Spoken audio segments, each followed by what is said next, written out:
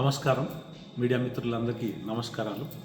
నిన్న ఏదైతే జనసేన అధినేత శ్రీ పవన్ కళ్యాణ్ గారు ఉప ముఖ్యమంత్రులు ఆంధ్రప్రదేశ్ కోనసీమ ప్రాంతం గురించి మాట్లాడుతూ ఏదైతే పచ్చదనం అని దాని మీద మాట్లాడుతూ తెలుగు ప్రజలు ఇష్టపడే ఈ పచ్చదనం అని చెప్పుకుంటూ ఏ రకంగా అయితే దిష్టి తగిలింది అన్నాడు, కానీ తెలంగాణ వ్యక్తులది దిష్టి తగిలింది అనేది చెప్పలేడు.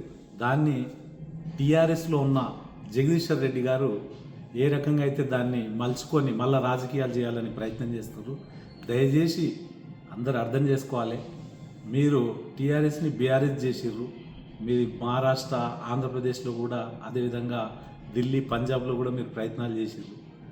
అంతేగాని మీరు మళ్ళా ప్రజల్ని గత 10 ఏళ్ల కింద జరిగిన విధ్వంస ఏదైతే ఏ రకంగా అయితే జరిగిందో మళ్ళీ ఆ రకంగా ప్రజల్ని రకరకాలుగా విడదీసి ప్రయత్నం మాత్రం మీరు చేయకండి. ఎందుకంటే మొన్న మీరు స్వయంగా జగన్మోహన్ రెడ్డి గారు, కేటీఆర్ గారు చెట్టా పట్టాలు వేసుకొని తిరుగుతున్నారు. మీరు గుర్తుపెట్టుకోవాలి. ఎందుకంటే మీరే వరంగల్లో జగన్మోహన్ రెడ్డి గారి గురించి మీకు తెలుసు ఏం జరిగిందనేది. ఎట్లా ప్రజల్ని మీరు ఏ రకంగా ట్రాక్ చేంజ్ చేస్తారు చెప్పండి.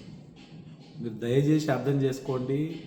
ఇప్పుడు ఎవ్వరు వినే పరిస్థితిలో లేరు. మీకు 10 ఏళ్ళు అవకాశం ఇచ్చారు. ఆ తర్వాత జరిగిన పరిణామాలు తెలుసు.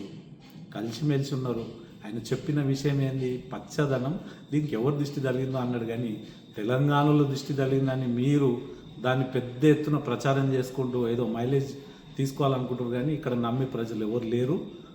మీకు ఎందుకంటే ప్రభుత్వం కోల్పోయింది కాబట్టి మీ మత్తి పనిచేస్తలేదు. మీరు ఏం మాట్లాడుతున్నారో మీకే తెలియదు. దయచేసి జగదీశ్వర్ రెడ్డి గారు మీరు మాట్లాడింది మరొకసారి ఆ వీడియో చూడండి. జనసేన అధినేత శ్రీ పవన్ కళ్యాణ్ గారు ఉప ముఖ్యమంత్రి వారు ఏం చెప్పారు? ఊకేనే రాలే, ఉప ముఖ్యమంత్రి ఊకేనే కాలే. మీరు ఏదైతే అంటుర్రో 10 ఏళ్ళు రోడ్ల మీద కూర్చొని 10 ఏళ్ళు ప్రజల సమస్యలను వింటే ఆ స్థాయికి వెళ్ళాడు.